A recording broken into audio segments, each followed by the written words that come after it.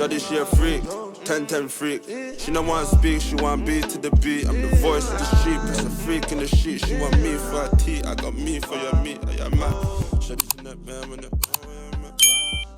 conversation with Naomi yesterday, and I was like, I didn't talk to it with them because I was like, I'll bring it to the pod. Yeah. And I also watched a podcast today, and it's kind of trending at the moment. And since this episode is going to be out next week, it makes sense to talk about it now as well. Yeah. So I jotted like little notes.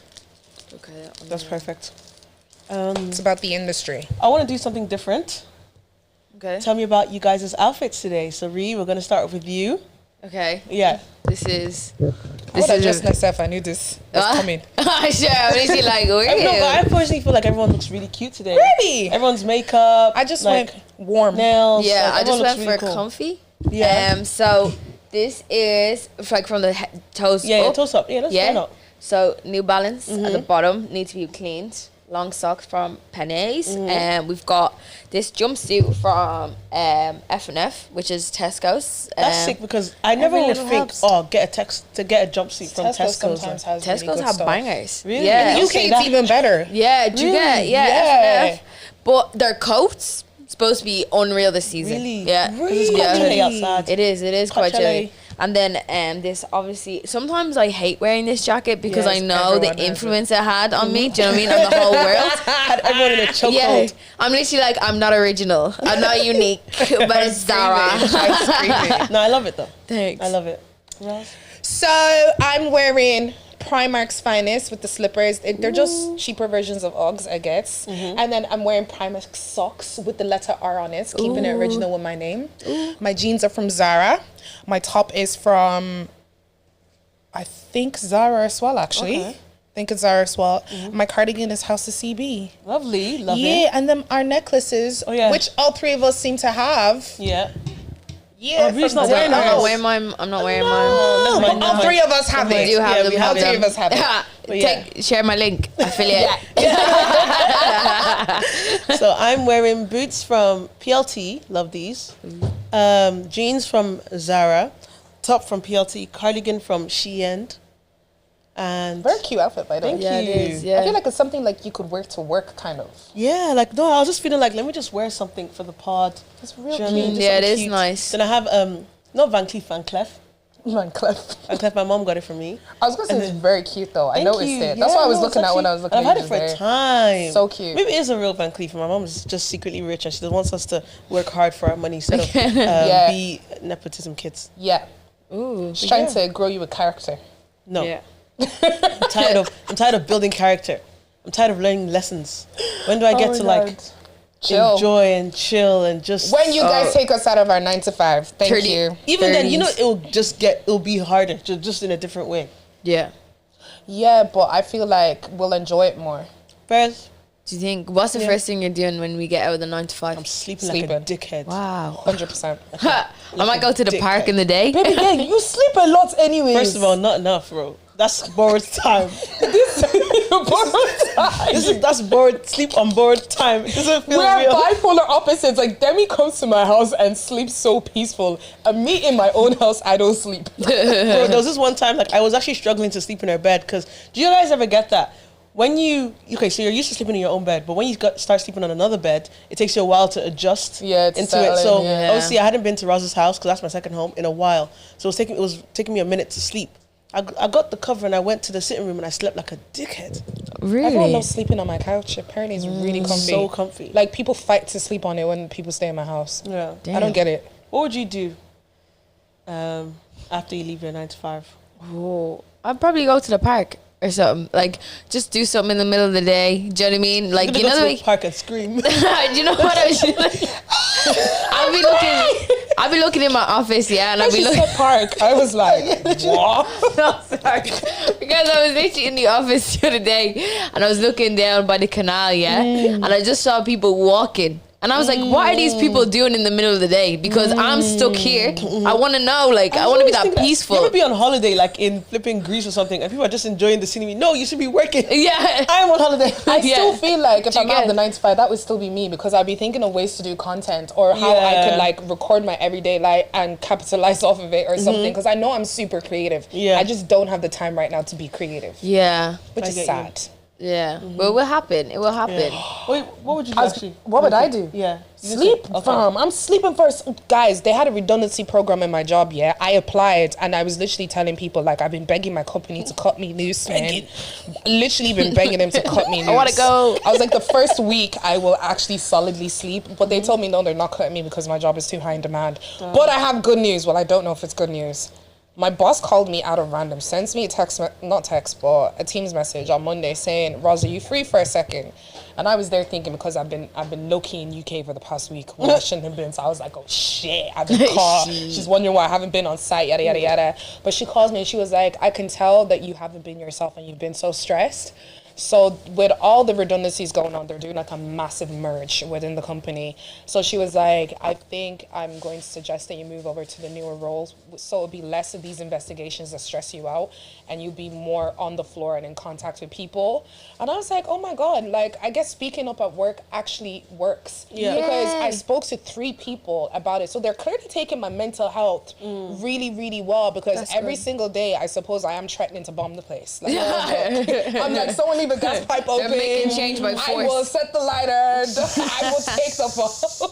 So you were going to say something before I asked you. No, that was it. Oh, okay. Literally it. So I could be potentially freer.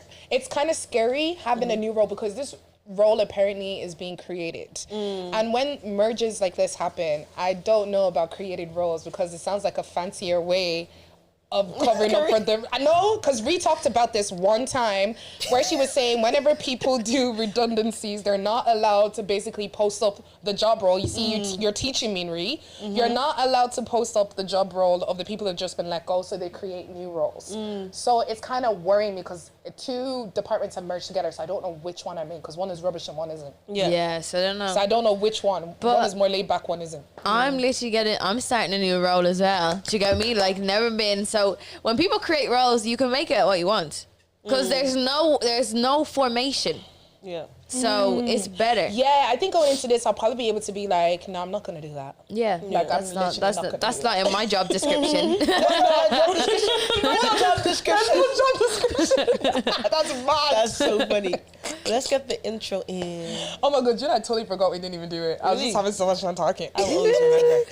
All right, guys, so welcome back to GTG, you know, baby. Your weekly subscription to the gist. And it's just us. Yeah, special episode. Your favorite trio. Hope y'all have missed us. Yeah, we've been having guest to guest, but sometimes I just like you guys, you know. Yeah, we needed it. A piece of it. Yeah, because it's really been like real hustle and bust, like real. Yeah. Loud. It's been busy. Like even we just spent the whole weekend together pretty much. We did 2 podcast runs. One of them hasn't been dropped and one has been dropped. So guys, go check out our episode on the In My Opinion podcast. It was great. I really enjoyed it. I really enjoyed it. It was just like, because it was so much, it was edutainment. Yeah, I got literally what they say. I kept trying to type that as a message, like in the post, and I kept saying edutainment, and like I was just like, my dyslexia was going crazy. Yeah, but it really is edutainment. Yeah, I think it was a more serious side to us. Definitely. It was really nice. I really enjoyed it. Literally. Really did. And obviously we shot with Lagos Meets London. Yeah. That's coming out soon. Be excited. That one was also very interesting. Guys, go follow them. I love that episode as well. Like there's like, go follow them. They're good people. Yeah, they really are. Like, but it was such good conversations as well. Like they took 2 different sides of us. Do you notice that? Like we just got to talk about so much different things. Oh, it was great. I loved it. Literally going on those podcasts, I kind of like inspired the conversation I want to have today, because I feel like we always go like borderline sometimes with certain conversations, but I was like, today we're gonna get in a bit deep. She's saying we talk about relationships too tough. Just saying that's what you're saying with your chest. No, not even relationships. It's actually, we do talk about relationships a lot, but this one is like, even I feel like sometimes we're a bit scared to dive in because of like being cancelled or not wanting to say the wrong thing to influence people. But one thing that I did really, really learn from the 2 podcasts were just speak your mind. Like it's okay for us to not agree. It's okay for people to have different points. Yeah. So I was like, we'll get just to the week and then we'll hop into that. But are we allowed to talk about it? What do we talk about? Oh my God, the live show? Live show. I think talk about what? Oh my God. Yeah, guys, we're doing a live show. You guys have asked, and passionately begged, and we're delivering. We're delivering this live show. So now sell it out. Sell it out. We did what you asked, so now you gotta sell it out. Literally, we're promising like a really good time. Guys. We have a good time here. Yeah. Imagine it live. Yeah, exactly. I mean. And guys, there's gonna be people at it. There's gonna be people. We won't announce the people for now, but we're going to bring people y'all have never seen before. People. Ooh. And we did a lot of podcasts this year. We did. They said, who said it? Was it like, we went up to Lagos meets London and he was like, so you guys have ran through. I said, ran through? Literally. Like, pause? Maybe, but like, in a good way. Yo. We're like, hey, yo. No, they be like, pause? Yeah, so you're going to see a few familiar faces. Maybe. Yeah. We won't say yet. Guys, buy the tickets. Tickets will be in the description box. Yeah, Love y'all. Yeah. Just to the week. Yeah, go for it. Girl that claims to have slept with Tommy Fury. Oh my God. I saw that and that was crazy. I was literally you know what? Photoshop can be better. Do you know what? That's Tommy's anger. Demi said something to me today. Okay. And I'm going to go against it for this one time because you're usually right. Oh. Whenever Demi gives out to me, she's actually correct because my mouth can run. And you told me not to comment on people's appearances, but I don't give a heck about this girl. Okay. She looks like a goddamn potato, like a thumb. I mean what I said. If you're going to be one of those people who purposely dates another person who's engaged and has a baby, I'm going to come for you. I'm going to come for you. Reese face right now. Rose already said, I'm on it. You have to back it. Potato. No. In a famine. She was so proud. She was like, so you're proud part of what she did. They broke up, yeah? Yeah, part of the reason. No, I don't care. She looks like a thumb. But do you know what, yeah? I think it's rage bait. Like, rage I bait do think so, because she apparently she has like a OF, is it? OF, yeah. I went onto her TikTok. Only pans. I regret it. Yeah? I regret it. I didn't even look her up. So she took a video of herself, right? And something about like giving knowledge, and then she spat on her arm. And I was just like, yeah, it's time to get off. No. Yeah, it's time. Do you know what's even mad? I don't know if I believe her. Because a part of me is kind of like, how do you go from Molly May, someone who's that classy and poised, who's excellent, businesswoman, a great mom. Like, Molly May be inside. You don't ever hear nothing about her. Yeah. Even when she won Love Island, she was pouring into the community, doing all these giveaways. Like, remember, she did one where she did like all that Louis Vuitton, and she physically went to the person's house to go hand them the gift. Yeah. She's that person. Like, how do you cheat on someone like that with that? I know it happens. Cheat? Did he cheat though? So that's what I'm saying. I find it very hard to believe. I don't think I think she's kind of definitely made it up. I think it's all alleged. Or maybe she's like exaggerated a situation a bit more than what has happened. So. If like he cheated, I think he would have more sense than to take a picture with someone. Yeah. 100%, but she does have a photo with him. There's one photo where I'm like, guys, undeniably that the one wearing the car. No, that's Photoshop, that looks bro. Like him. That is Photoshop. That is him, yeah. But she was not in that car. That's Thomas. You know what? It could have been because I was gonna say AI is a real thing now. And like she's proper. No, if you. It's not Thomas. Thomas. THOMS. Yeah, literally. Nah, she's just crazy. And it's just like there's some sick women out there who find the joy in breaking people's homes. Relationships. And it's like just to think that Molly May, she has a 1-year-old. And here you are sat down on podcasts running your mouth with someone whose wounds are still so fresh. Yeah. For what? Like, you know what I she doesn't look good, to be fair, like, but she is getting the clout that she wants. Yeah, she's getting what she deserves. Was it it's not good. Shame is free for shameless Shame is people. free. Yeah. But you know how you said, how could you cheat on... If you're already a cheater, it really says a lot about who you are anyways. Yeah. It does. It really does. It's not even about who you cheat on. It's the fact that you went to go cheat. It could be anybody. Yeah, You know what I mean? Like, 100%. That kind of stigma where, like, cool, there's there's a girl, right, and he cheats on her maybe with a more attractive girl, he still cheated. Doesn't mean it's not attraction is not what we should be focusing on. 100%. Yeah. Who you cheated on. But let's just be real. The women that are really available to him are probably a lot better than this babe. So if he was to choose this babe, I know the guys are nice. Me, I'm not. To choose this babe, I don't believe it. I'm so sorry, I don't believe it. I'm a stand on business on that one. Next gist of the week. So obviously, do you guys want to talk about the Victor Alfred video, or do you guys want to go to Dongo's tweet? Oh, do you know what? Start from the Victor Alfred, because I think it all goes in line with everything that's been happening this week. Dongo's tweet was different because he tweeted about Men International Day. I remember that. Yeah. We'll touch on that first because I think that's another. Well, obviously he tweeted a tweet about Men's International Day. Silence, not shocked. And I literally forgot that like weirdos live on Twitter. They literally like were like, oh, you know, what did he say? Like, oh, why'd you not plan anything then? Yeah. Relating his tweet to like what's happening in Gaza, all that stuff there. I was just like, yo, like, to be honest, I knew it was Men's International Day, right? But I show men appreciation, the men in my life appreciation every day, like, just like, do you know what I mean? So I don't know. I didn't even know. And I didn't see the tweet till I saw his story. Yeah, I don't be using Twitter like that. If I'm on Twitter, it's a podcast page. They ran me off Twitter, girls. So yeah, they violated you on Twitter. I'm not gonna lie, like it's actually so bad. I can sympathize with him. Like it's actually so bad. Literally. So I saw his story, and then I think I saw like a retweet of something, and I was like, what the hell did Dongo say? Yeah. So I went in and I was looking at it, and I was like, is that all he said? Yeah. Like nothing he said warranted the abuse he received. Like it's actually crazy. I feel like cool.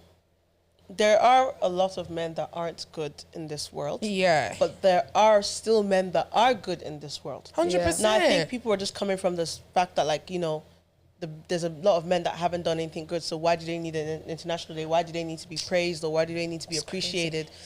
I do feel like the men in your life who have taken on the responsibility of, like, taking care of you, you know, standing up for you, protecting you, you know, men that have been good men in your lives, you still have to appreciate them. You don't have to post 100%. on social media or whatever, but like, if you have something, I feel like if you have nothing nice to say, don't say it at all. Obviously, stand up for yourself. Also, another thing I'm going to say is that if in your life every single man is bad, you also need to look at yourself as the common denominator. That's something that I think a lot of women tend to not do. I'm so sorry. I'm on. No, I'm on smoke today. I'm actually on smoke today. No, but just personal security guard. I'm on smoke today, but just deep what I said. No, I get what you mean. Yeah, we get it. Every single person, every single man, every single one, you're the common factor there. Like in my life, I've not had the best father figures, but I have brothers. I have male friends. I can't say all of them are bad. Yeah, and if 100%. I do, then maybe I need to start looking within myself to even see the people I'm attracting. If I'm the reason why I'm attracting bad people. Like, like it's absolutely crazy. Yeah, but like, do we celebrate International Women's Day?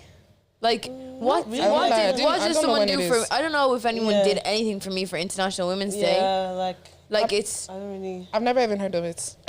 Do you get? Yeah, I've only had Mother's Day, Father's Day. That's it. The one I wish that we got to celebrate was Children's Day. In an African household, you know, the Nigerian parents, they really hold on to Nigerian parents don't celebrate International Children's Day. But International Children's Day, what about that? Do you know what? Every day there's a celebration. Yeah. Every day. Life. Like a couple of weeks ago, it was Thank Your Cleaner Day. Huh? Thank your what? Yeah, Thank Your Cleaner Day. Thank Your Cleaner Day. I said you shouldn't thank them. All these days, I don't really have any except from like work, but shout out to them. Let's talk about it. You see Valentine's Day, Christmas. That's a lot. Thanksgiving, Easter. Oh, that's a lot. What other celebrations? Mother's Day, Father's Day. You see all these days, right? Let's say even Christmas, Easter. Like, Jesus should be celebrated every day for what he's done for us. One. Mothers should be celebrated every day for what they do. Good fathers should be celebrated. Good for every day. Damn right. For what they do. Wow. What else? Valentine's Day, like, if you have a partner, try your best every day or every second day to show them that you appreciate them. Do you know what I mean? Yeah. There's loads of days where, like, if this is appreciation celebrate, my birthday should be every day, bruv. Send me gifts. Yeah, every day. Just treat people nice every day. Link you in the bio, bruv. Send me gifts. I think conclusion is, I just don't think he should have gotten that much stick for it. True, not at all. No. And I think the worst one of it is that not taking mental health seriously. Like, nothing he said warranted telling him to go end his life. Yeah. That's Wow, not that's what he okay. said. Like, Oh, yeah, he wow. said 3 people sent him that. Oh my And I was like, over gosh. what? Saying no one celebrate if men say Twitter's what? not a safe place though. No, Twitter is not a safe No, place. like, guys, let me tell you what happened on Twitter. So I think I posted it. I don't know what I posted, right? Cool. So this guy followed me on Twitter. And then he sent me a message, guys. Sorry, bear with me while I get it up because it's actually gas. Cool. So cool. He goes, you should follow my private page on here. I said, really, what's going on there? As if it's like a business. He goes, meat pics, not gonna lie. Meat pics. As in penis pictures. Wow, penis pictures. I'm gonna start saying that instead of nudes. I love that phrase. Meat pics. He goes, meat pics, that's not gonna crazy. lie. Like, Twitter's not a safe place. No, I don't really use but it's Twitter 'cause like that, there's, to be honest. I feel like there's no regulations. Like you can Literally. say Ever since that whatever, Tesla guy whenever. took over it. Yeah. Yeah, it's been dark. Because I remember I been- posted a tweet saying like, sometimes men need to be, sometimes men are misunderstood and sometimes unappreciated, and everyone started calling me pick me and all that stuff. I don't think anyone told me to go kill, like, you know, go. No, live but my I was life, talking but- about the sexual stuff. But Oh, it's like the nudes and it's like a new pornography. Tumblr. Damn. I remember it is a bit Tumblr. dark. I never Tumblr. used it though. No. I've never been a Twitter head. Like, never. No, to be honest, like Twitter is so gas. Like it be having me kikiing on the bus. I couldn't follow But I the right really protect people. myself. Like I actually just, if I don't like Yeah. something, I literally click. I'm a Karen. I just click not interested. Not interested, not interested, and I also like a lot of Bible quotes, a lot of comedy. So then my algorithm is trained. Yeah. Yeah. It takes a lot to. my but if you wanna Twitter do it, is you gotta do it. literally Island, Olani, some Nigerian stories. That's Okay. it. Fair Like, I enough. never Mine's really so see random. anything negative. I don't know what's going on. Like I actually just don't know. Like, do you know Twitter reminds me of Facebook? Do you remember back in the day when you used to type everything that you Everything. felt like in your Yeah. mind? Do you know what I mean? But I need to get out of that mindset because I feel like I'd like Twitter if I actually like. Did it. Did Yeah. that. But yeah, obviously with the whole Victor Alfred thing, I obviously said my little piece under the post. Actually, I was just like, there are, like, you should have used that platform to uplift Ireland instead of put it down. We actually did talk about it briefly on the Lagos Meets London podcast. Yeah, I was we just like, did. this person went on here and they said this and that. However, there are, like, people in Ireland are doing things. Like, they Yeah. are doing amazing things. And shout out to all you guys hustling and bustling, because it's not easy, especially in the cost of living crisis. Because obviously you made a comment that, like, oh, there was a lot of creators in COVID, like, that had YouTube channels and it's not there. It's because COVID, everybody had I have free time. I was making beats until 4 a.m.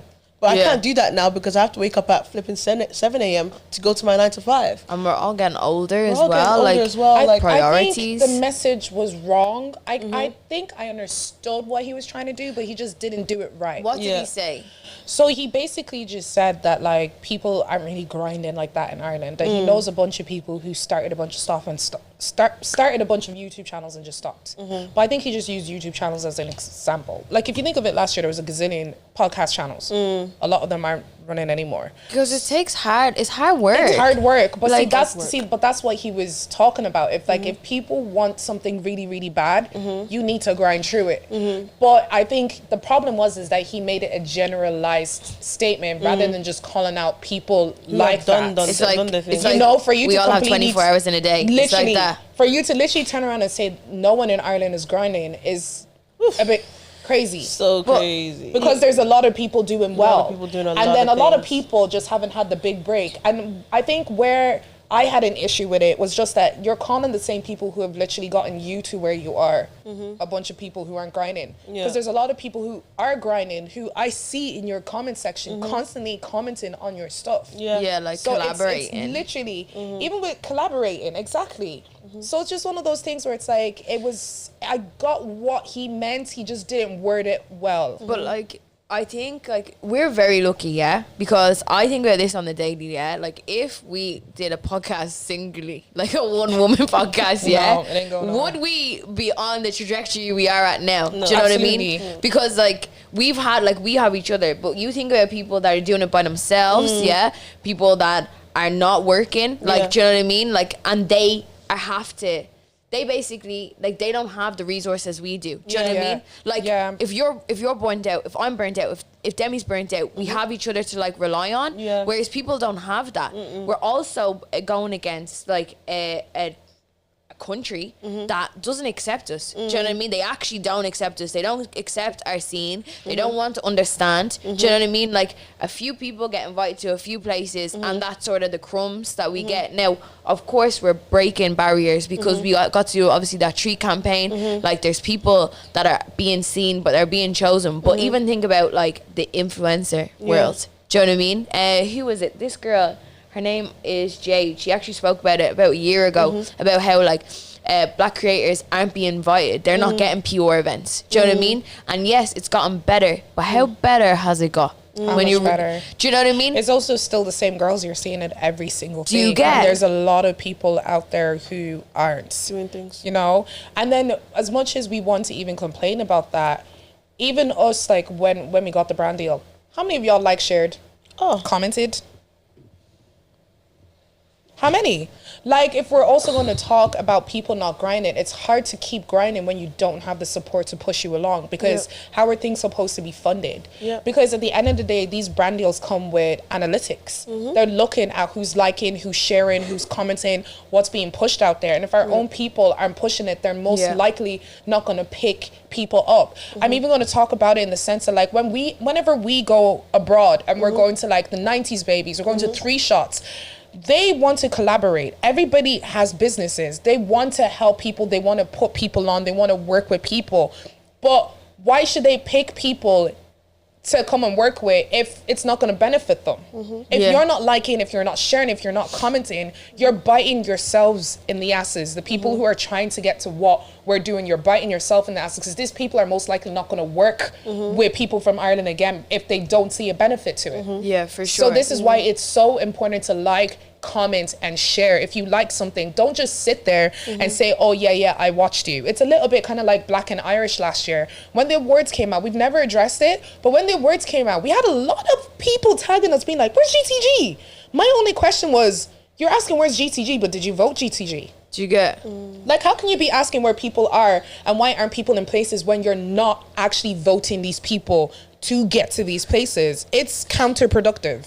I think we definitely need to get to a point where like we're uplifting each other. But I think, do you know what? I'm sort of tired about singing the same song. Do you get me? Because it's sort of like when I feel like as GTG and personally, we uplift everyone. Do you know what I mean? I want everyone to win. Even Victor Alfred, man, still go like his video still. Do you get? It's like, it's not like, I don't feel any bitterness, do you know what I mean? Like, I always think about back when we started off, and like for nearly a solid year, girls, remember, we were at like 500 followers. Do you know what I mean? Yeah, we were 500 followers. It wasn't moving. We were hitting. Every day we were trying to do something to make us blow. We were doing our reels, we were doing our TikToks, we were trying to be creative, we were talking about all these things that we were doing, 500 followers, we still continued on. Do you know what I mean? True. And we got there, but it was like we never felt like, because let's say like because one of them in the room, where you say head at, like they were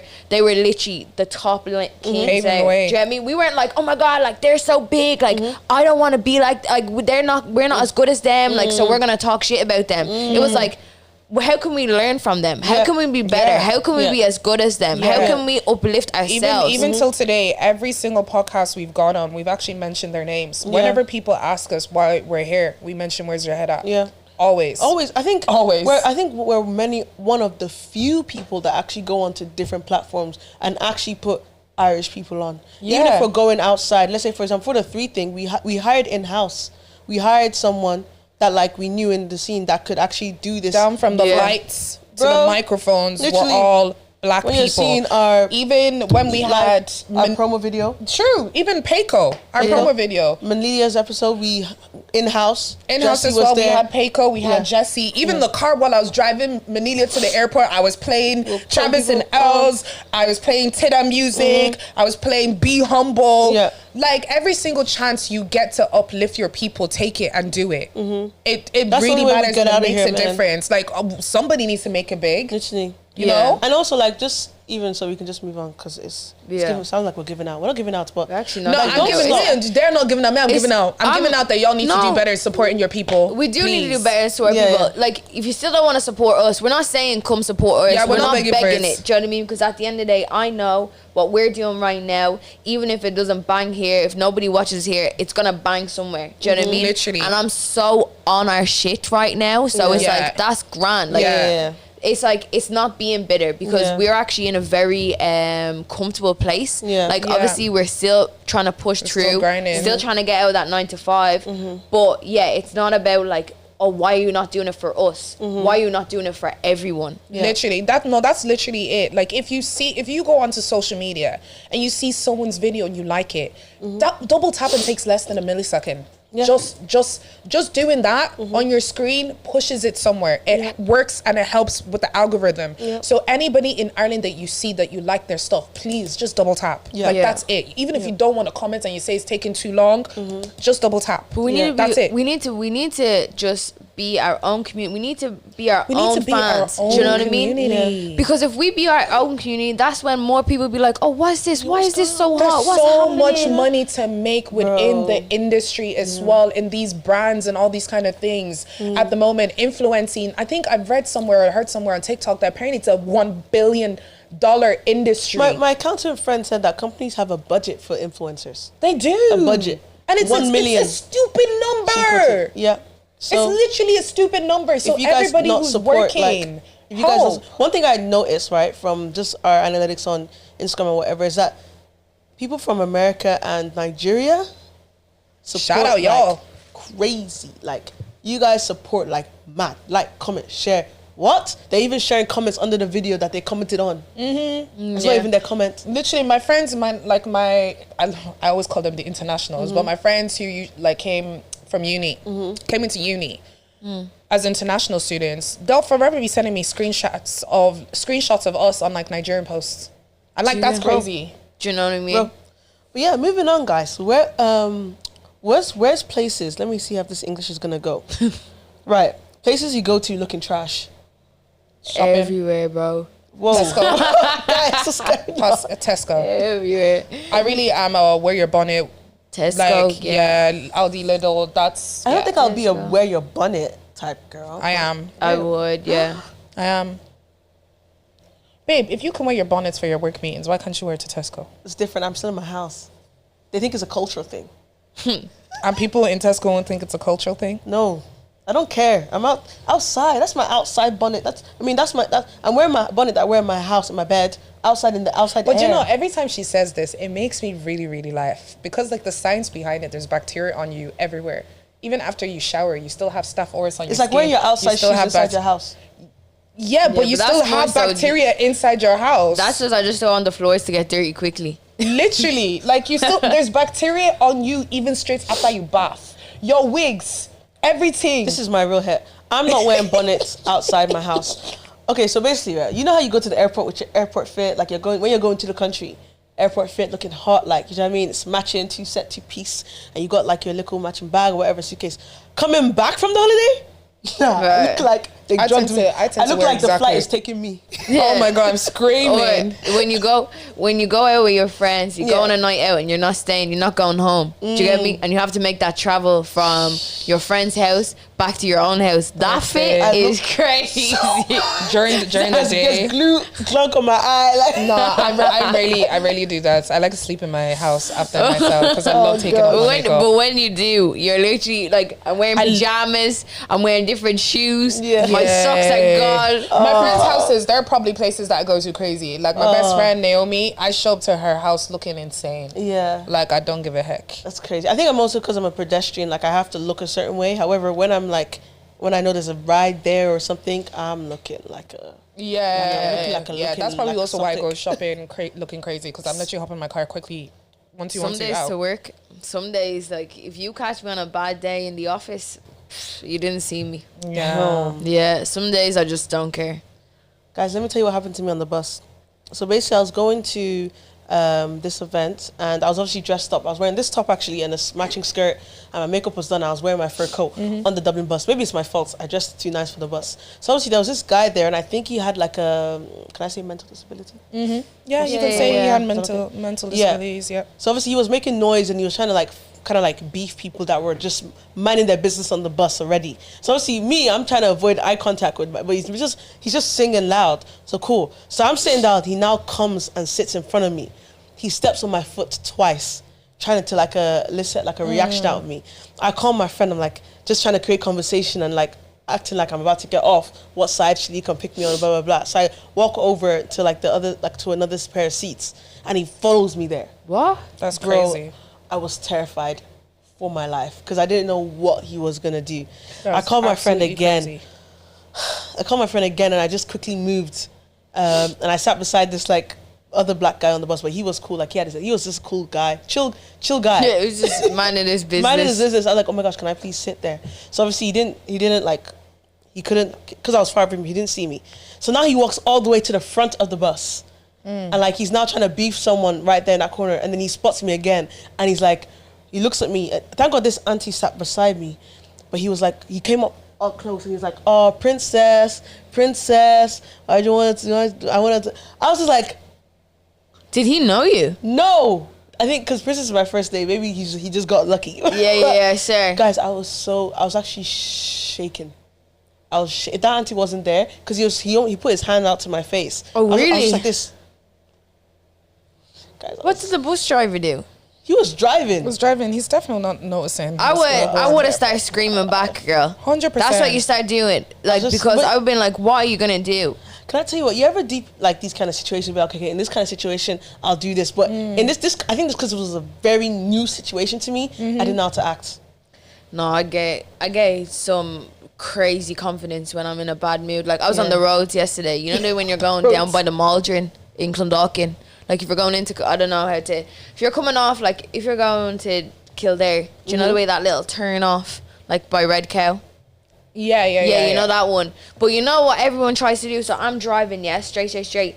And like these cars, they try go up to the side, and then they try to sneak in the lane, like try skip everyone. And I was like, I'm not having it today because I'm trying to get home after doing a 9-hour shift. Don't test me. And I was literally like, this car, like we're literally in traffic, and this car like is literally beside me, and he's trying to get in, and I like my car's jolting. That's how much I'm like trying to like make sure close the gap, And I'm literally looking at him like, what? And then he's literally like, and then he like goes behind me anyways. But then he followed me all the way into the garage. And I thought he was going to give out to me, but he was obviously just getting petrol. But I was ready. I was literally like, hey. I was like to my babes, I was like, oh, are you sure you were covered because your babes was there? No, he wasn't there. He wasn't. Okay. I rang him. I said, listen, this man might come and start at me. I need you to pull up. Back up, just in case. Traffic. Yeah. Don't get me started. He was literally so chill as well. He was like, yeah, okay, no worries. Yeah, I'll be there. Shout out her babes. Someone said, men on a budget is a red flag. It depends if he's on a frugal budget. What's frugal? Frugal's like extremely stingy. Yeah, okay. Yeah, frugal. There's nothing wrong with a man on a budget, because what if he has plans? A lot of men tend to start budgeting things when they're buying your engagement ring and stuff as well, like that, you know? I'd rather men on a budget, to be honest. Yeah, it's better off. I don't think being on a budget is a bad thing, especially in this kind of cost of living crisis we're living in. But someone commented saying you guys are too used to dating fraudsters. Yeah, sure. That's dead ass. No, you're telling me that you're spending like $1,000 on a pair of runners. Do you know what I mean? Crazy, bro. No, it's not happening. I'd rather you budget your money. We're just not here for frugal men. Yeah. That's 100% it. Yeah. Oh my God, that kind of reminds me of like this week. You know, I said I was going to stop name dropping people, but I'm going to name drop this person because they were just so nice to me. So I was out with my girl Jordan from my TV show, MTV Are You The One? And we went to Afro B's restaurant called The Merch. So he's got like this like Afro-fusion like takeaway. So we were in there taking some content, eating, and oh my God, like the chicken wings are so good. I had this thing called loaded plantain fries. So it was like loaded with like chicken and cheese and sauce. so lang. I don't want to know how many calories was in that, but it was Afrobeats, so lang. It's called the merge, guys. Go look it up. There was what'd you say? She was like, what's it called? The merge. I'm telling you, it was so good. Plantain fries. We had a seafood boil. We had a whole croaker fish. We had chicken wings. Man, he just let us order like so much food for free. Why? Like, he was just so kind to us. Like, he knew my girl Jordan, so he did all of that for free. So they were trying to go, they were going on a night out, because I think there's a couple of events and different things going on during the weekend. It was on a Sunday night. But I just had my eyebrows microbladed that week. Like, I showed up without any makeup or anything, and I was like, I am not following you people wherever you're going, because today is not the day that I'm going to meet somebody famous and I'm looking like this with scarred eyebrows. Like, hell no. Even the fact that I met him, because I didn't know I was going to meet him. And Afrobeat, guys, is the guy that sang Joanna. Joanna. So, like, he comes up and he was just so nice from the jump. He was so kind. So when they were like going off to go get drinks and go meet people, like all his boys were like buzzing him, being like, where you at? And he was trying to persuade me to come, to be like, it doesn't matter what you're wearing, come. And I was like, oh, absolutely, hell no. I've got a 9 to 5, I've got to go home. He was like, oh, where do you want me to like drop you off at? And I was like, oh, I'm staying up in Barking. And I can't remember where we were, but it was a little bit far. The merge. You were in Southeast London.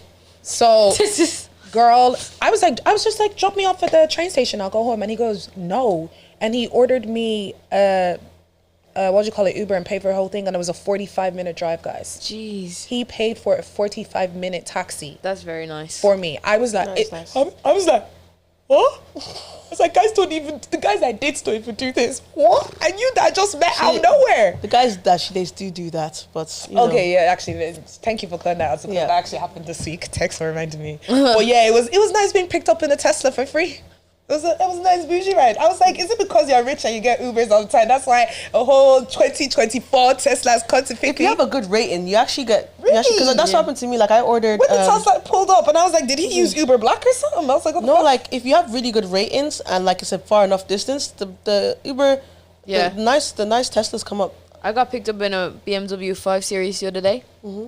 Damn, maybe sometimes it's just the UK have really nice cars. No, even Ireland. I got Mercedes-Benz Teslas for me, bro. I don't really do Uber in Ireland. Fair enough. Yeah, you guys are pedestrians. Shout out Afrobeat, man. Y'all need to go to his restaurant. He's a really, really nice man. I'm going. Please patronize him. How was Sweet One with them? Oh, it was good. Yeah. Sweet One was good. It was good. Yeah. The food was banging. I love the bao buns. I got 2 of the bao buns. 2 portions of the bao buns. Yeah. I got the rasta pasta again. Bro, I was literally like, I'm not changing any part of my order because this is too good. Too perfect. The drinks drink as well. Yeah, in those ways. Those I love drinks the are so They're strong. so strong for the price. Bottomless brunch loading. Yeah, do you get? I'm on it. Do bottomless brunch? No, as in, no, we need one. Yeah, we do. Please. Do you know what I thought on Sweet Ones though? I thought there was shisha downstairs. Oh. And I was like to my babes, let's go for shisha. And he was like, it's a toilet. I was literally like, okay. Yeah, I get why you thought that. I thought, because I saw a load of people walk down there, and I just saw like it was like toilets down there. Oh shit! Yeah, sorry, babes. Let's get the question actually that we got today in a link. Dilemma. Yeah. Okay. Right, guys. I'm just gonna make sure. Yeah, we've got the dilemma. So, how come we have not seen Congo Boy on the podcast yet? Do y'all want him? If y'all want him on the pod, comments. We need to get 35 comments saying invite Congo Boy on now, and we'll have him on. Yeah. 35 comments. I think that's a small amount of comments. 35 comments, 2 shares like tagged on, like, so you take a screenshot of this moment on your phone and put it on your story and said invite Congo Boy. We need 2 of those. No, 3. 35 comments, and you can have him. Yeah. There's nothing wrong with Congo Boy. If y'all want him, do as she said. Yeah. I know, that was like the only, like, it wasn't really a dilemma, it wasn't a confession. Maybe it is a confession. Maybe they really wanted Congo Boy. Let us know. Do it. We'll have the conversation. Like, it'll be an interesting chat. After the 35. Does Congo Boy still want to come on? Does he want to come on? Did you even ask him if he consented to that? What did you say? I'm screwed. Oh, really? We were literally like, David is playing pranks and jokes on us in the background. We were like, what? What did you want to actually? Okay. So guys, so the Liam Payne funeral was yesterday. Yeah. And I don't know, I felt like this whole Liam Payne thing has kind of like shifted me a little. Like I just can't seem to just wrap my head around the whole thing. And the more that I sit and think about it, the more I feel extremely sorry. And I feel like the industry failed him a little bit.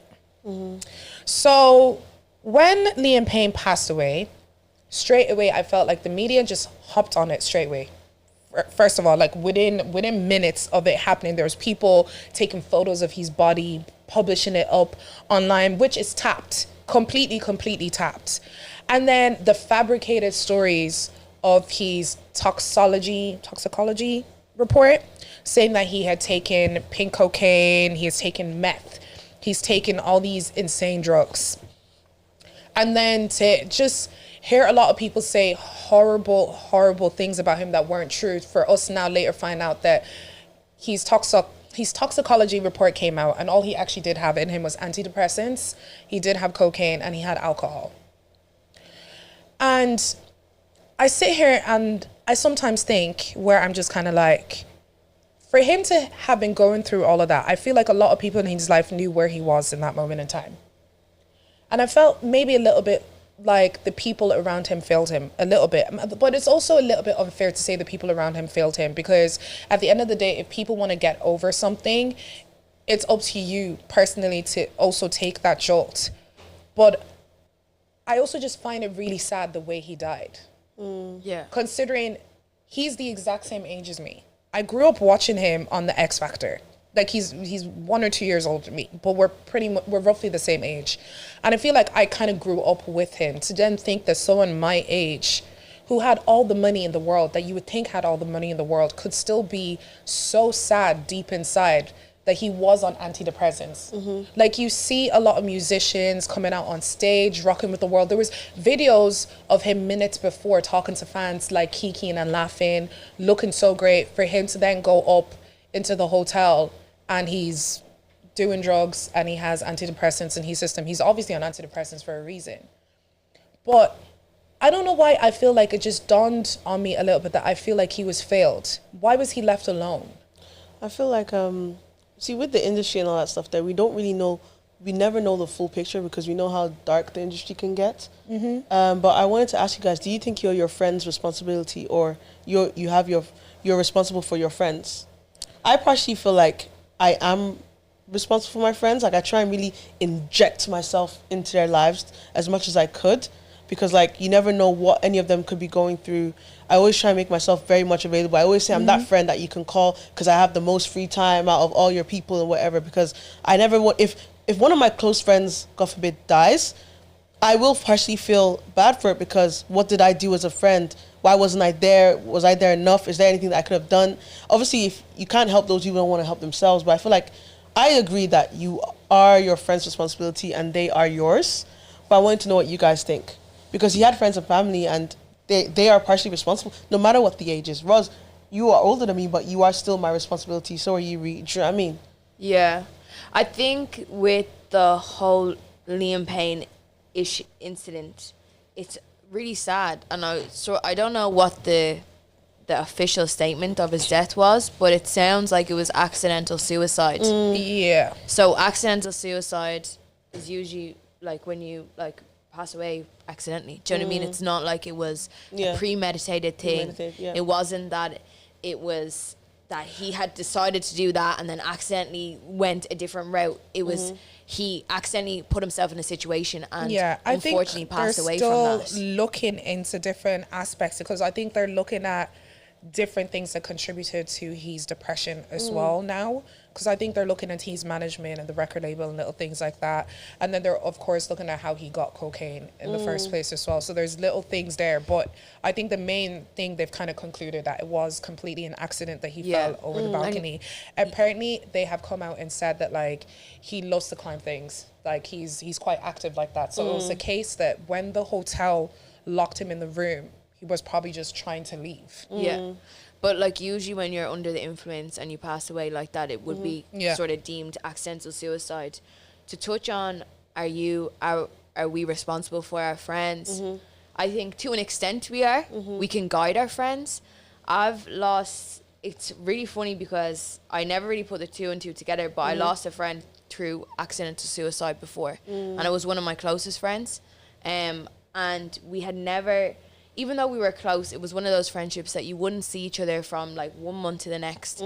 But when we did meet up, we were solid. Thick as thieves. And it was one of those things where, like, I just got a call from one of my other friends to tell me that, like, she's gone. She's gone. And we never really found out the full story. It was never really disclosed. All we knew that it was an accident suicide. There was stories that came out. There was all these rumors. And when I tell you, being on the side of someone you've lost, like being a friend to them, like I went through months of what could I have done. I remember that the day before I saw like an Instagram story, and I remember like it plays in my head like time and time again, being like, maybe I should have reacted to that story, maybe I should have reached out, maybe I should have done more. I think it's all well and good when you're looking from the outside in. You can see, people can do better. I've also have friends that battle with addiction, and I've seen how they continue the same cycle over and over again. It could be addiction with alcohol, it could be addiction with drugs, it could be an addiction I love with that you tapped into that. I want to get deeper in that. Everything. And it's like, it comes a point, because when I was younger, I used to help everyone. Like, I used to drive myself insane. Me and Ash was probably worse than me, but it was like that empathetic side to, I can help everyone that crosses my path. And I got to a point where a really bad situation happened, and I had to sit there and I was like, I cannot help everyone. And if I can't help myself first, I cannot be there for anyone. Yes, I can guide. If any of my friends call me and they need me, I'm there. But I can't live this chaotic life that some people live, this constant like circle of like up and down, up and down, up and down, or being unstable. It's too hard. And sometimes as a friend you want to do everything that you can, but the best thing that you can do is walk away. Because if you are always being responsible for your friends, you're actually enabling them. And when you go back to addiction, enabling people is not just handing them drugs. Do you know what I mean? It might be giving them money. It might be giving them a place to stay when they've absolutely alienated everyone else in their world. There's so much ways you can enable people, and sometimes you have to let them go, and you have to pray on all fours that they come back. And it's really hard because nobody can help. Let me try that again. You can't help yourself. Nobody can help you if you're not helping yourself. That's what I said earlier. Even though I do feel like I am responsible to my friends, for my friends to a certain extent, I still have to be able to they still have to be able to want my help in the first place. You can only, even like God says, you can't come to God and not want help from him, because he won't. It just won't. There's only so much you have to allow him. There's a bit of free will there that you can't control. Only that person has access to. But I'm just like, I will try my best always. Obviously, with Liam, it is very sad. We don't know what was happening, or maybe he was at that point where he just wasn't. They tried their best to help him, and there was nothing else they could do. See, the reason why I said I feel like I felt like he was let down a little bit is because, as we say, that industry is quite dark. I just think of in that moment with whatever he was going through, I feel like with the hotel, I think people judged him rather than trying to help him. They saw somebody acting a certain way in the lobby and they called the police. And what they thought the best thing to do was to lock him in a room rather than having people stay with him in a room. Have more than one person stay with him in a room. It would have been different if he was being violent. They didn't say he was being violent. They said he was being disorderly. Like, he broke his laptop. That he could have been having a panic attack. There could have been absolutely anything going on. And there was something else that I saw while I was on the underground in London. There was a homeless guy who was walking across on the bus, and he was begging for money. And there was this woman who was sat beside me, and when he walked by, she went, and she was making all these noises. And I kind of sat there and I was like, you don't know what has happened to this person in their life to have them looking like this right now for you to sit there and judge him. And I feel like in that moment in time, I do feel like the hotel let him down a little bit, because I think their first thought they had was to lock him away to stop whatever was going on with all the other people in the hotel. If you notice, if he was violent, people would have come out and been like, yeah, he attacked this person, he did this. Not one person said he attacked anybody. Yeah. So he was clearly not violent. But even though someone doesn't have to be violent to be for people to be scared. Like, if you work in a shop, yeah, and a burglar comes in, are you gonna fight off the burglar? But why does that sound like such a random word? Sorry, burglar, but like, do you know what I mean? The robber. Yeah. Like, if you're doing your 9 to 5, yeah, like, are you expected to try then? Also, you're not trained in like mental health. You're not trained in like suicide prevention. You're not trained in any of these expertise. You know what I mean? You're providing a service of providing someone a hotel room. Yes, it is somebody who is an A-list celebrity, but is that your responsibility to make sure that if he's throwing a laptop at you, are you supposed to sit there and maybe get a laptop thrown at your face? That doesn't mean that he's trying to be violent towards you, but he's showing erratic behavior. And at the end of the day, like, unless you are trained and with laws and stuff like that, especially with with businesses, like, if you're not in the space, let's say you then try and intervene with him and then you hurt him, then the whole hotel is at fault. Do you know what I mean? Because not only did he lose the plot in the hotel room, now you've also assaulted him or hurt him. Like, I think, yes, hindsight, everybody can see how they can do better and what they could have worked on. But also, in the moment, you're just trying to isolate the situation so it doesn't get any worse. Yeah. But see, I think when it comes to drugs, that's the thing. Like, this is bringing on to my point with like addiction. I think people aren't educated on it enough. I think even coming from the likes of secondary school to university, people aren't educated on addiction with drugs enough, full point blank period. Because let's say if he was having an episode now and he wasn't violent, and they just, even from this disorderly contact or whatever they had, and they locked him in that room, he could have choked on his own vomit in that room. Yeah. You still did not help him.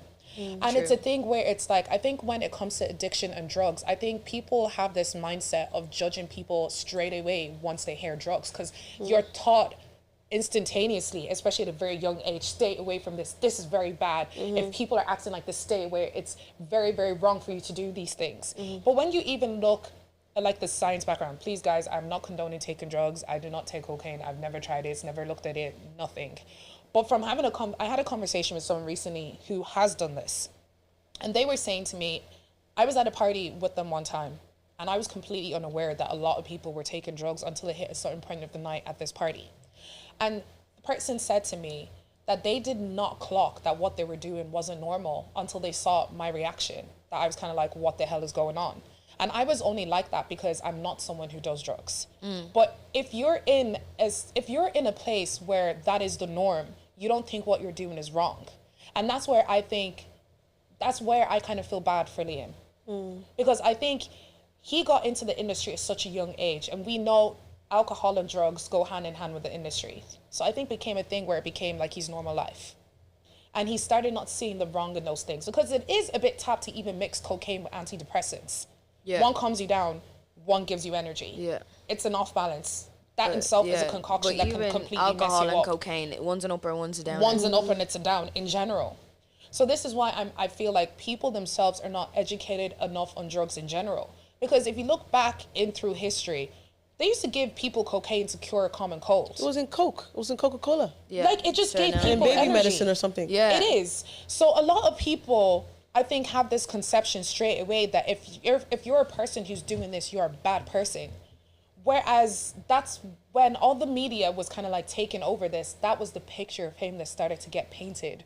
Rather than someone who has probably gone through a lot and he was taking a lot of this stuff to cope.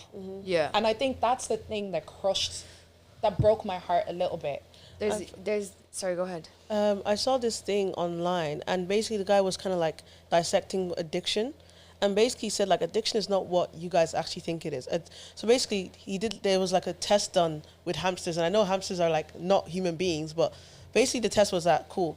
They gave they put a hamster by themselves in maybe in a cage by themselves and put like cocaine or like I think it was cocaine inside their thing, and then the hamster was alone, and then another hamster in an environment with other hamsters, and there was lots of food, everything, and they also put cocaine in their little water dripper thing, and obviously like it ended up that clearly the hamster that was by himself died, but the hamster that was in an environment where everything was flowing and everything was happy and good, he could mate, he could eat, he could drink water, excess supply, was still like living his life, and obviously he stopped going back to the cocaine. However, so basically addiction is basically like, if you're in an environment that is, basically if you're alone and you indulge in these things, it can only get worse. However, if you indulge in these things, but you have like a happy-go-lucky like life, you have a good foundation, good people around you, you have freedom, then you're less likely going to be addicted to these things. Yeah, and I think the science behind that is dopamine. Yeah. That's what the drug is giving them when they're alone. It gives them a dopamine buzz, whereas the thing with addiction is, like, you can be addicted to anything. 100%. The people who are like playing video games for 12, 13, 4 hours, they're addicted to video games. Coffee. You're addicted to coffee. Sugar. Exactly. You're addicted to sports. You're addicted to the gym. Sugar. It's because your body is releasing dopamine. Yeah. So that's the unfortunate thing about taking drugs, is that you're taking a fake version of that dopamine. But like, see, the thing is, like definitely Irish culture, like drugs are very big. Do you know what I mean? Like it's a very big part of the world, of the society. But like I've had friends that literally like went to college, stable family, worked a 9 to 5. Do you know what I mean? Like ticks all the boxes. Do you know what I mean? So you talk about this whole happy-go-lucky life. Yeah. They're not here anymore. Yeah. Do you know what I mean? See, and it's it like, was hamsters, right? However, human beings' feelings, being okay with yourself, we were so much more complex than for hamsters. sure. No, but it's more so that like it goes from like and the biggest part of addiction is it can happen, like you can take things recreationally, and when you were talking about that, like people going to parties and somebody didn't realize until your reaction. The thing is, it's like people can go from recreationally taking something to then being addicted in a split second. It's borderline. Yeah. And it's so scary because you have to sit there and you're like, there's like, I have friends, they would just drink like on the weekends. Then it was every night. Now they're a full-on alcoholic at the age of 24. Do you know what I mean? Because they didn't understand that. They didn't know when enough was enough. Yeah. And it's like, yes, like definitely in Ireland as well, we have a huge drinking culture. And it's like, I remember, because I still do drink, but I don't drink as much as I used to anyways. But I just remembered whenever I used to go on sober nights out, people would just offload all of their emotions. It was like a part where they just wanted to let everything out. And the only way they could let things out was through alcohol. I've had conversations with friends where they've told me they feel so low. And I text them the next morning, once it's gone from their system, they don't remember anything about it. They don't want to talk about it. Do you know what I mean? It's like the type, like when you take, it is so easy to say, yeah, addiction, like we can help people, we can do all these things. But at the end of the day, like if somebody wants to keep, you can talk to them to blue in the face, say, I'll get you the help that you need. Like I've had family members addicted to prescribed painkillers being like, we'll get you the help that you need, we'll do whatever. They don't want to hear it. You know what I mean? I get you. Like it's hard. And once you get into that addict mentality, like you can't trust an addict. Do you know what I mean? Because they are looking for one thing, they're looking for their dopamine hit, and they will try get it whatever way. But people do turn around, and thank God, like of course I've lost a few friends to addiction, but I've also saw friends come around the corner, and it's such a beautiful sight. And there is, once you hit rock bottom, you can always come up from it. And to any of my friends that I've seen in the trenches or whatever, like I'll always be here. Do you know what I mean? I'll always be there for them.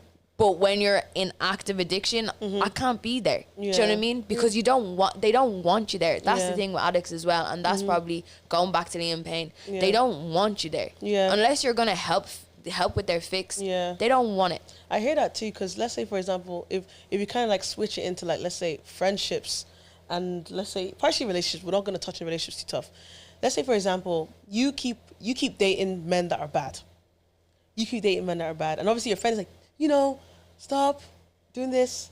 Let's not do this. Let's not do that. Da da da da. So obviously now, you're realizing this friend is always going to tell you not to date these bad men that you enjoy dating so much. You're going to stop telling them now. Yeah. And now you've kind of like distanced yourself from your friend. And your friend is like, cool, I know what you're going through. I'm going to give you your space. But like, you kind of have to kind of wait for them to come around and wait for the lessons. But even back to the addiction thing, I make sure that like, cool, when I'm upset, I'm far away from the drugs or the alcohol. I'm far away from that. I don't, because obviously what I've noticed, because I think I did it one time with drinking, I drank and I was sad and I just was more sad and more lonely and I hated that feeling. So I said, nah, I ain't doing that again. And then obviously I also make sure that like, cool, if I'm by myself, I'm not drinking or I'm not doing any of that stuff. I love that. Because I'm really about that as well. Why am I alone doing this stuff? There was one time I did it and I had a good time. But just because of that one good time doesn't mean I should continue doing it. It was one time I put on YouTube, I was having a great time. But just because that one time doesn't mean I should like... But this is just because I'm very hyper aware of myself and my surroundings. And obviously, I do have a lot of people relying on me. Like, I have siblings, I have parents. Like, I'm the firstborn. Like, I have friends, I'm representing friends. And I never want any of my friends to have that kind of conversation with other people. Like, oh, didn't your friend da-da-da-da-da or da-da-da? Like, I feel like there's a lot of pressure on me. However, like, it's healthy pressure. It's pushing me to a better life so that I can impact people around me in a better way. 100%. I think it's just something that kind of like that pressed on me is because it's like, you know, when you're that young and you're someone who enjoys music and you're doing those things, you know, everyone wants to be on X Factor. Everyone wants to do these things. And it's like, I feel like this year has been the year where the industry has really been brought to light of all the darkness that's actually really in there, whether it be through music, through like acting. Like Liam was 14 years old the first time he went onto X Factor, then he was 16. And then they blew up from the ages of 16, just deeper. There were so many things in his life that he never got to do as a normal person. He never got to go to college. And what he was exposed to as well. Exactly. The women that he was even dating were so much older. Like, I'm not here to like condemn Cheryl Cole because of course she's just lost her baby's father, but he was 23 years old when he had a child with her and she was in her 30s. Do you get?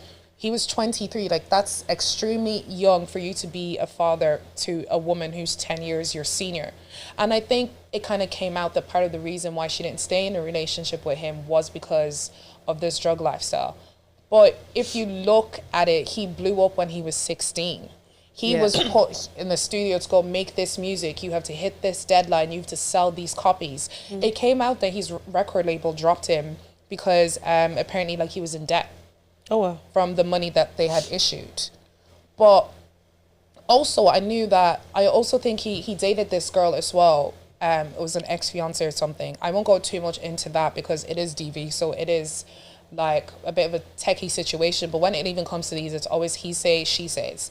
Because when he did pass, all his other exes all seemed to write extremely nice things about him. And people started coming for her being like, you're lying because why is everyone else saying very nice things? But they could have just been in a toxic relationship. It could have been a thing that maybe she dated him when he was going through the deepest dark places of this drug addiction and she wasn't treated very nicely. But the only thing I didn't agree about what she did, because I do think like it kind of contributed to his depression, but she decided to write a tell-all book, and she made a tell-all book all about him rather than about her. So she was profiting off the situation. But that's exactly it. Like that's the industry that we live in a society, and I've actually been deep in it like for a long time now. Like nobody cares. No, nobody actually cares. Like once you get to a specific like certain level, you are not seen as human. Like celebrities are human, royals are human, the presidents are human. They might not do things right, but we're all human. And it's like people then like dehumanize. Like imagine being in a relationship and then someone going, yeah, I'm gonna write a tell-all book because I can get what, like 20 grand from it. You know, from the book she did, right? So the image of the book is literally the backside of Liam Payne. He's wearing a short sleeve. It has the exact tattoos that Liam Payne has. He's holding a guitar. Liam Payne plays the guitar. There's a lamppost, and it's got a direction, and then literally the letters on it is his initials. Liam James Payne. But that's the front cover of a book that you're talking about. But you know what as well, like, I think, like, the industry, like, especially fame, like, gets to people and people lose themselves. But a lot of people trying to get into fame are the people that we need to worry about. The people that will sell their soul for a story. Do you know what I mean? That's why we have these newspaper outlets that you can, like, people will tell, like, whatever, whenever. Do you know what I mean? That's why we're hearing, like, of, like, some celebrities, like, walk into the shop, Maya Jama eating a cheeseburger. Like, do we really need to see that? Do you know what I mean? No. Like, do we, like, people don't, we're so used to being online, and, like, TikTok is definitely one of them. We're so used to flicking through things. People will put anything for a few likes. Just like the babe who was talking about Tommy Fury. Yeah. Like, it's so disgusting. And I just think the fact that people have dehumanized celebrities to this point. Like, Keke Palmer was on a podcast. I'm trying to remember the name. The Shay Shay podcast. I love Shay Shay, man. And she basically said that, like, Keke Palmer has been famous since she was 12 years old. Yeah. She said both her parents left their normal jobs to pretty much focus on her career because she blew at the age of 12. She said she never realized how much of an impact it made on her until she got to see her siblings graduate in university, because she never got to do that. Yeah. She was on set, rehearsing, shooting movies, shooting TV shows, and then her mom would have to, like, force the producers to make sure that she was going to school. You know, she did that movie, what was called, was it Akil and the Spelling Bee? The Spelling Bee. The Spelling Bee show. Her mom had to put a fuss up to tell the producers that my child cannot be playing a role for an intelligent child that's spelling and not be going to school. Because that's how much the industry does. It eats you up alive so bad to the point that they dehumanize even these children. And I think that's the scariest thing for me at the moment, is that now that I'm older, like 16-year-old Rosin, when I was watching X Factor and looking at Liam Payne, and, like, admiring all these things, 30-year-old Rosin is kind of like, holy shit, I'm terrified for what these children are going into in the industry right now that we do not know of. Yeah. She was saying that, like, at the age of 12 years old, Keke Palmer was making money that people our age aren't making right now. To have that type of financial burden on you, to be able to say at the age of 12, she was the breadwinner for her home. Her brother told her the reason why their whole family is able to do everything that they were able to do was because of her. And she sits here and it's a little bit bittersweet to her, because of course it's amazing to be able to take your family out of the ghetto, but she did it at a cost of never living a normal life. Yeah. Everything she does is absolutely everywhere. It's the price you pay. It's absolutely crazy. I'm going to take it back to this. I think I mentioned about it one time, where there's a video of Justin Bieber crying on the internet about how terrified he is of Billie Eilish going into the industry, because he's scared of what the industry is going to do for her. Do you see the clips of Justin Bieber? Like, obviously, growing up, like, because I've obviously, when I was young, I wasn't seeing all these things as too much. I just thought it was people, adults joking. But growing up now, these people were actively abusing Justin Bieber, like sexually essaying him on TV, live-o. Same with, like, Liam Payne and them. Yeah. Like, these are the little things that, like, people aren't clocking. Imagine being 16 years old and grown-ass women are trying to touch you. Yeah, like, that's not normal. But you're not seen as a child. Do you know what I mean? Like, you're seen as a figure. And that's, like, it's a very sad It's so sad, because situation. it's like, you sit here and if you just look at, like, the list of all the young stars who are going through it, look at Sky at the moment, who's pregnant with that weird ass guy. Her baby daddy is absolutely crazy. But even at that, she was another child star that never got to live a normal life. It's just so sad, the things that I feel like we're putting people through.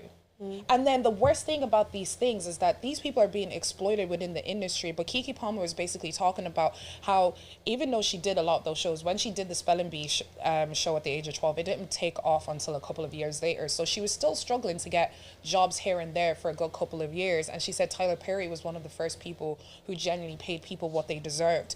And what Taraji P. Henson was saying about people within the industry not supporting them is so honest and is so real, because she was saying, like, a lot of people aren't going to the cinemas anymore to go watch this. How are these actors and actresses making their money? TikTok lives. Literally. Yeah. Literally, the industry is sucking people up. And it just kind of like takes me back as well to all the shit that's going on with Dongo and how people just dehumanize just because he was someone who typed something online. They dehumanize such a simple, small sentence to the point that people think it's okay to say the most ridiculous things and not care about people's mental health. And then the minute someone passes, you're doing RIP this, you're doing that. But what did you do to help these people when they were actually alive? Like, going back to us talking about support, what are you doing to support people every day in their jobs? Like, we say how much we admire celebrities and all of these things, but how much are you actually helping? Yeah. I don't know if I admire any celebrities. Like, I see them as I rate their people. work rate. Yeah, fair play. Like, you're doing a lot, but I don't admire any of them. Do you know what I mean? Like, we're all the same. Do you know what I mean? We are different levels. We do different things in this world. But just because you're a celebrity, because you do this, I'm not. It's not for me. Like, I respect your work. I respect what you do, but I'm not looking up to you. Yeah, I think that's what a lot of people need to start doing. Yeah. But then where's celebrities? Where's fame? But I think that's definitely an episode. That's a whole nother episode. It's such a catch-22. It's such a catch-22. But it's just something that's just rattled me to the bone, where it's just like I couldn't get it out of my head because I'm the same age as this guy. To figure out and then to start hearing all of these things, I'm like, this is just not normal. And it just makes me so grateful and so appreciative of the life that I have. As much as I complain the heck about my job, I feel like I had it better than him. He may have had millions in his bank, but I seem to think you got to live the life the way you wanted. I lived a much happier life than they did. Yeah. Thank you guys so much for listening. Now this was we got deep. Talk after. Yeah. Ross said she wanted to get deep. She said it's been on my chest. Yeah, but guys, please like, comment, share, subscribe. Buy tickets to the show. Tune into the In My Opinion podcast episode out right now. Well, yes, out it's right actually now. out right now. It's out right now. Part two will also be out by then as well. We'll just link it in the box anyways. Yeah, but yeah, guys, and tune in next week for your weekly subscription to the gist. I got me for your meat, I am mad. Shawty's in that man when it